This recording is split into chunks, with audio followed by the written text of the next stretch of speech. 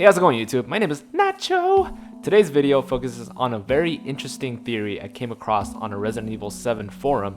In fact, it's so interesting that it can't be true. I really want to believe this theory, but there's just not enough evidence to make it factual. This theory concerns the beloved original characters of the franchise, such as Leon Kennedy, Chris Redfield, Jill Valentine, and that little dude. Nah, I'm just kidding. He died. This theory was posted a few months back, and so there may be some inaccuracies here and there, and so apologies in advance. But other than that, I want to give a huge thank you to KManX89 for discovering these little clues that may lead us to find out where exactly all the original characters may be. In the very first trailer for RE7, many mysterious figures pop up every now and then, and there's absolutely no explanation as to who they may be. For example, in this frame from the trailer, this man's face is completely darkened out, but there are still just enough details purposefully left behind by the developers so we can assume who he is. Or this woman with the wristwatch and the wristband driving a car like another one of the original characters seemingly always wears. Or this weird real-life photo that strangely looks like someone we already know.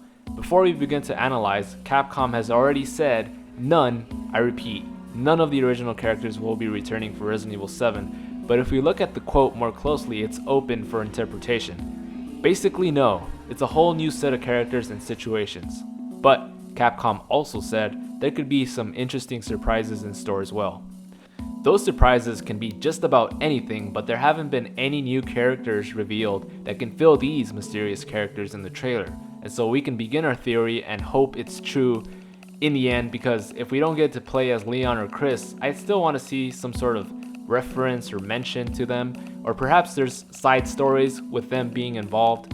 Personally, I'm a bit skeptical, but I just want this to happen so badly that I believe it, you know?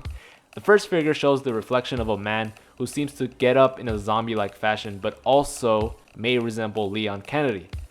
As pointed out in the picture, Leon's obsession with leather jackets and long hair is present in this mysterious figure, although it can also be a hood rather than long hair. The third possibility is that it's both long hair and a sort of collar, similar to the jacket that Leon wears in the beginning of Resident Evil 4, giving the illusion of a hood.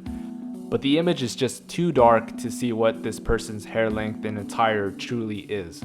Now there is one person that we already know that wears a hood in the game, which is Lucas Baker, although his jacket and the jacket shown in the frame are textured differently, with the mysterious figure's jacket having that shiny, leathery texture. Comment down below who you think this puddle person is. Next up, we have someone driving a car with only the hands shown using the steering wheel. This can be absolutely anyone, but the fact that, again, Capcom purposefully left some detail behind, this person might just be Jill Valentine.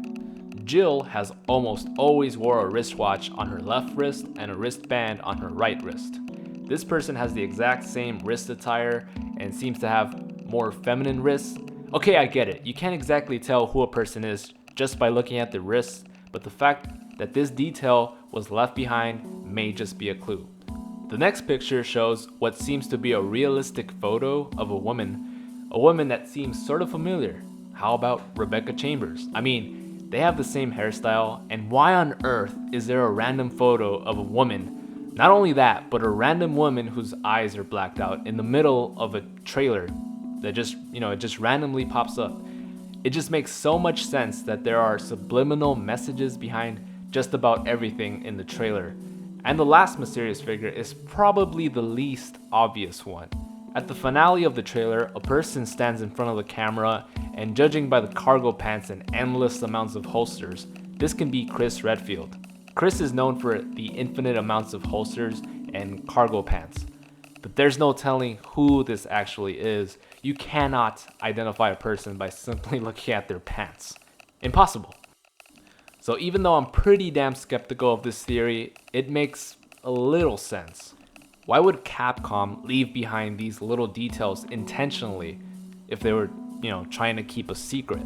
I don't know. I just don't know. One thing that did pump me up while I was reading this theory was the fact that if these really are the original characters, it makes the trailer a billion times more hyped. Not just because they're the faces we know and love, but because these mysterious figures all seem to approach towards one location, and at the very end of the trailer, imagine Chris Redfield steps right outside the Baker house to like rescue the protagonist. That would be so awesome, but too good to be true. So what do you guys think of this theory? Are the images just too darkened out and ambiguous? Personally, I don't know. I want this to be true as a Resident Evil fan because, I don't know, it feels like there's a story that hasn't been shown yet. There's like a part of this story that hasn't been shown yet, and that story has to include, to some capacity, the original characters, you know? But I don't know. I don't think it's too good to be true. Be sure to subscribe and join the Nachos today for more Resident Evil 7 content along with other horror games. Thanks for watching, everyone, and as always, stay single, baby.